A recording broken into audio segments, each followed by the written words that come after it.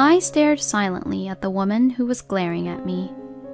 I don't know the details of what happened in her and her husband's past, and I don't think I need to know. From her point of view, I may be someone she hates, but my husband's wife is me, and I have nothing to be ashamed of. My name is Natalia. I'm 33 years old, and I am a freelance interior decorator. I used to work for a company, but switched to freelance when I got married 2 years ago. My husband is 1 year older than me, and his name is Hunter. I met my husband through an acquaintance. He had just broken up with his girlfriend of a long time just before we started dating and was feeling down. A friend of mine was worried about my husband and asked my friend, "Is there anyone you think would be a good match for him?" At the time, I was not interested in love or marriage at all, but according to my friend, that was a good thing. It's insensitive to immediately introduce someone new to someone who's just had their heart broken, but it's true that meeting someone new is a refreshing change of pace. Apparently, I was just right for him. My first impression of the newly heartbroken Hunter was that he is a gloomy person. No matter how much I talked to him, he never responded softly or smiled, and I thought I would never see him again. However, a friend later contacted me to tell me that he wanted to see me again. I was surprised, but he was not a bad person, so we agreed to meet again. We went out to dinner with friends for a few months after that. Each time we met, he became more cheerful and started to laugh a lot. When we first met, I had heard that he had just had his heart broken, so seeing him lighten up more and more made me think that he was an adult in his own right. I began to look forward to seeing Hunter more and more, and we started going out together. After 6 months of knowing each other, Hunter asked me to go out with him on the premise of marriage. I was very surprised, but I had feelings for him. So I accepted his confession and we started dating. A year later, we were married. I was very nervous when I went to meet his parents. Hunter had told me that his mother was a former teacher and a very strict person. Unexpectedly, however, she welcomed me with open arms from the moment we met, and we had a good relationship after marriage. Gradually, however, I began to feel something strange. "Natalia, you are very put together. Your parents must have educated you very well. I see that you graduated from an excellent university, and I'm so glad that you're going to become a part of our family." "Don't say it like that, Mom." "I'm just complimenting her. There's no need to get angry." Every time I saw my mother-in-law, she would compliment me highly. I found some of her language a bit annoying, but she didn't seem to sound mean, so I just let it slide. What bothered me was my husband's attitude. He would get grumpy when my mother-in-law started complimenting me.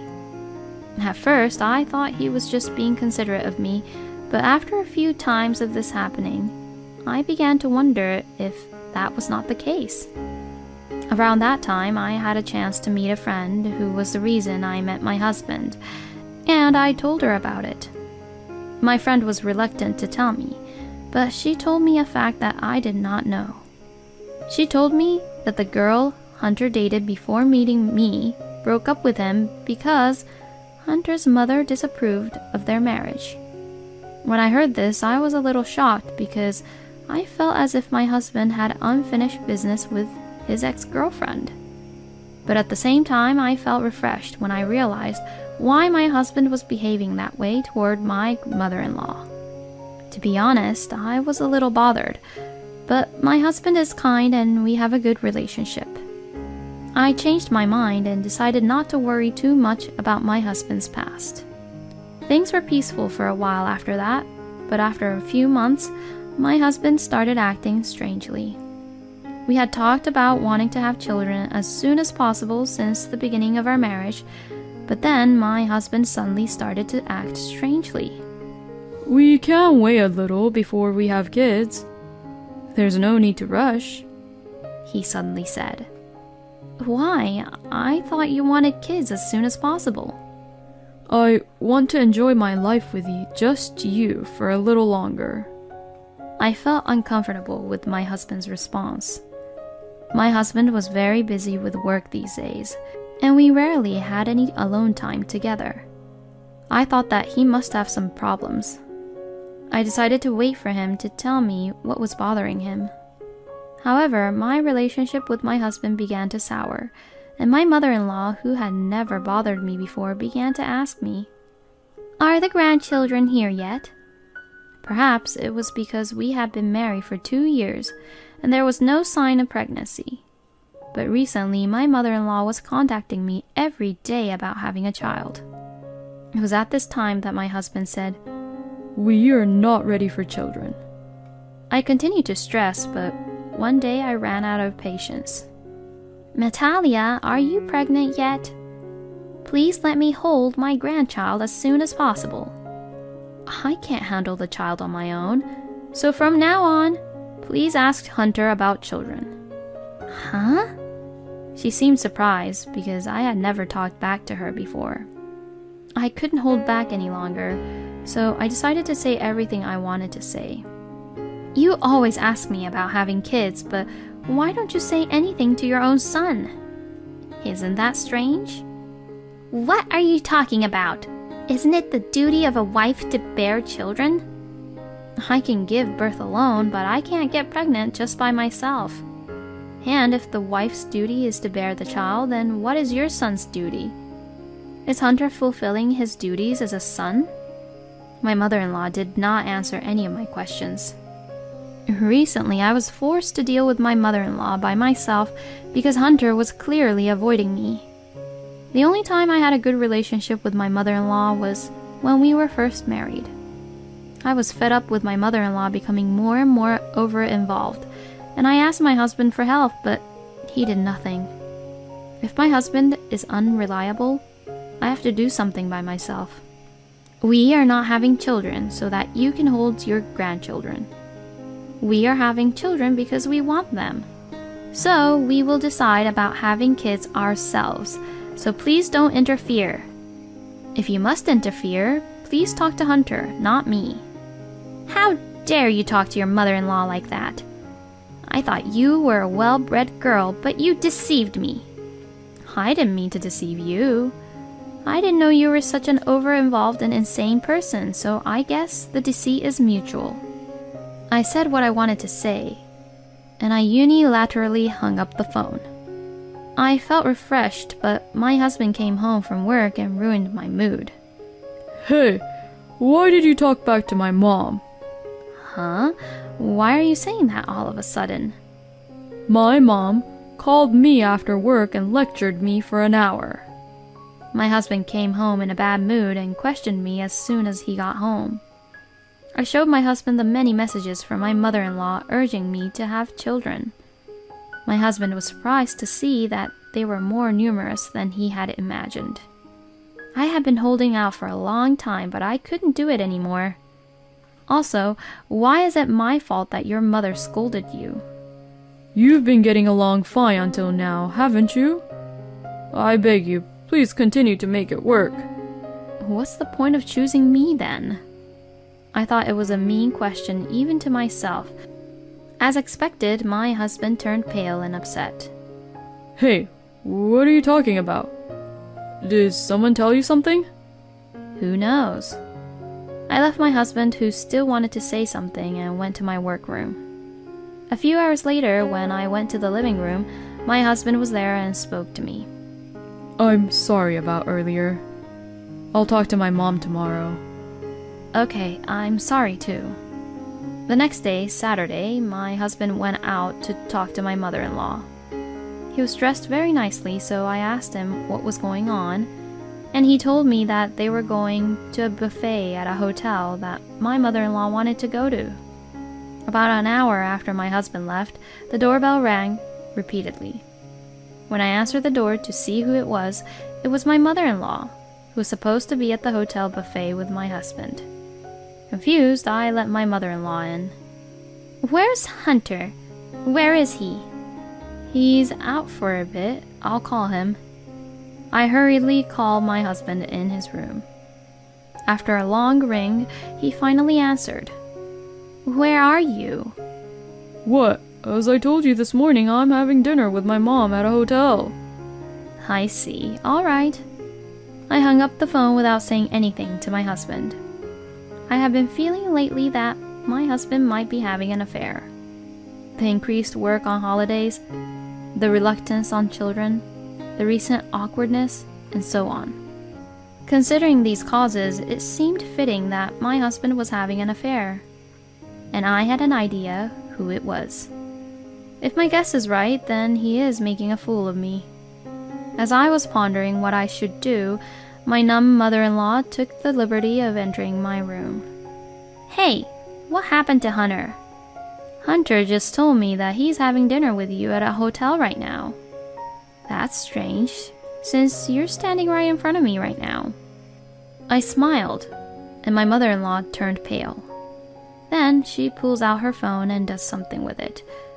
As I was looking at her, wondering what she was doing, suddenly my mother-in-law grabbed my arm and screamed, "That boy is really at the hotel.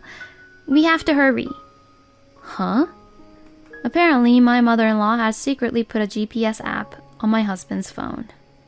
I have heard of married couples and lovers doing this, but I have never heard of a mother putting a tracker on her son's phone. I was absolutely mortified by my mother-in-law's unbelievable behavior, but she didn't care about me. She called a cab and pushed me into it. Of course, my mother-in-law was with me. In the cab, my mother-in-law said, "My son is being deceived. The only person he loves is you. Please, don't ever divorce him." She keeps saying selfish things. As I listened to her, I realized that my mother-in-law also thought that my husband was having an affair, and that she had an idea who it was. When we arrived at the hotel, my mother-in-law ran out of the taxi without paying. My mother-in-law was at the front desk of the hotel and said, "I know that he's here. Bring my son out here this instant," she demanded to the employee. I rushed to stop her, but she would not listen to me. The people around me were also looking at me, saying, "What's the fuss?" I was so embarrassed that I wanted to run away. Huh? Mom? "Hunter!" I heard my husband calling for my mother-in-law, and when I turned around, I saw my husband standing there with a beautiful woman. The woman had her body snuggled up to my husband, and her arms were intertwined with his, so there was no doubt that the woman was my husband's lover. I should have known, but I was shocked to learn that my husband was really having an affair.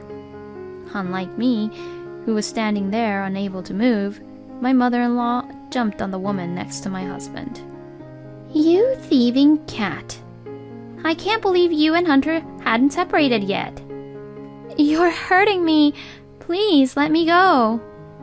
Mom, what are you doing? The scene instantly turned into chaos.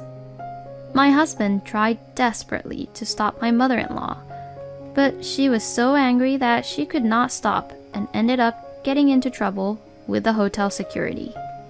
Still, my mother-in-law's anger did not abate, and we decided to discuss the situation in the room my husband had reserved for us. When I glanced at him, my husband awkwardly averted his gaze. In a room with just the four of us, it was my mother-in-law who opened her mouth first. "Explain yourself. Why haven't you broken up with this girl?" That's none of your business. Of course it's my business. It's true that you became calm when you see someone more angry than yourself. I found out that my husband was having an affair, and I was surprisingly calm even though he and his lover were right in front of me. You will explain it to me then, won't you? I am your wife. I'm sorry. I don't want you to apologize. I'm asking you to explain. My husband was hesitant, wondering if I was calm or on the contrary if I was scared. He couldn't stand the pressure from me and started to talk. The woman who was with my husband was his ex-girlfriend whom he had dated before he met me. Although they had broken up once, my husband had been thinking about her for a long time and contacted her a few months ago. They had an affair right away and have been having an affair ever since. She glared at me while my husband was explaining. A woman who married her boyfriend right after they broke up because his parents were against the marriage. From her point of view, I may be the bad guy. So you're going to divorce me and be with her then? Wait a minute. I don't want to divorce you, Natalia. What? What is this man saying at this stage? It seems I am not the only one who thought so, and after being silent for a long time, his lover opened her mouth. Wait a minute. I thought you were going to divorce this woman and marry me. I'm sorry, Raylan. I didn't mean it. Huh? Did you deceive me again? My husband, who has no intention of marrying this woman, and the woman who insists that he deceived her. And my mother-in-law, who doesn't approve of a divorce. I sadly watch them all argue. I'm going to divorce my husband. I'm not going to listen to my mother-in-law, and I'm going to demand alimony from the adulterer. I have been watching the situation for a while thinking about what to do now, but there's no sign that things are going to get better. I'm wasting my time if things continue like this. Please calm down. When I raised my voice, the three looked at me. You guys can keep arguing, but I'm going home. What? Then I'll go home too. There's no way I'm going home with you. We're getting a divorce. I couldn't help but laugh. I couldn't help but wonder about my husband, who thought he could return with me under these circumstances. But it seems that my husband really intended to go home with me. I'm sorry, but please don't divorce me. I felt guilty because I was happy being married to you, and I thought I was the only one who was happy. I contacted Raylan to make sure she was happy. I know it was just a whim that led me to having an affair, but the only person I love is Natalia. What the hell? You said you couldn't get over me, Hunter. You shut up! Besides, even if I were to get a divorce, I can't marry you since my mom is against it. After hearing my selfish husband's arguments, I could see that his girlfriend didn't love him anymore. I too do not love him. Even my mother-in-law looked at my husband with a bit of contempt. You are the one who should shut up. Why do you think there is any other option but divorce in this situation? Don't be silly. Don't say that. I know, you said you want kids as soon as possible. I can make that happen. If we get divorced, you'll have to start looking for someone else. Stop it, you're disgusting. I slapped away my husband's outstretched hand with all my might, and he looked shocked. But seeing his face left me with no feelings of pity or why I should show him mercy. I'll go through a lawyer for alimony and other things. Of course, I'm going to ask for alimony from that woman too, so be prepared. Huh? Why should I pay alimony? If you have an affair with a married man, you have to pay alimony. If you don't agree, why don't you hire a lawyer too? It'll be a waste of money though. Then I left the scene. The ex-girlfriend with whom my husband was having an affair with was dating my husband from the age of 23 to 30.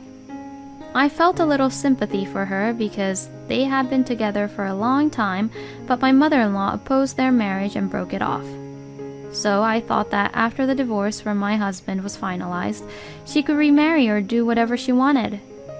However, when I was discussing my divorce with my husband, a shocking revelation came to me. To my surprise, the adulterous partner had a fiancé. The fiancé found out about the affair and broke off the engagement, but my husband did not know about it until the fiancé asked for alimony. At first, out of guilt, my husband was willing to shoulder the alimony that I had charged his lover. However, when my husband found out that she was engaged, he refused to help her. In the end, after much wrangling, it was settled that each of them would pay the alimony claimed against them. And finally, our divorce was finalized. My ex-husband did not want to get divorced until the very end, He finally gave up when the friend who introduced me to him got angry with him and said, "That's enough." After the divorce, my ex-husband had a very hard time. On that day, a colleague from my husband's company was at the hotel buffet with his family, and he heard my mother-in-law call my husband's lover a thieving cat. The colleague misunderstood the situation due to my mother-in-law's actions. Hunter is married, but rumors started that he was a lousy man who was having an affair with 2 women, an older and a young woman. My husband denied it and said that the older woman was his mother, but the fact still remained that he was having an affair. He just changed from a 2-timing cheater to a mommy's boy, but the fact that he was a lousy man did not change. In the end, my husband resigned voluntarily because he found it difficult to stay at the company, and now he is working part-time. My mother-in-law told my ex-husband to come back to her house after he became unemployed, after paying me alimony, but he refused. My ex-husband spent all his savings to pay alimony to me. He is now living in an old apartment. His lover was supposed to leave her fiancé and remarry my ex-husband, but they ended up breaking up. Since she quit her full-time job because she was planning to get married, she's now working several part-time jobs while she is busy paying alimony. I, on the other hand, was hurt in many ways, but I decided that it was a good lesson for me. It's been 3 years since I became a freelancer, and my work is getting busier, so I'm going to stick to my job for a while.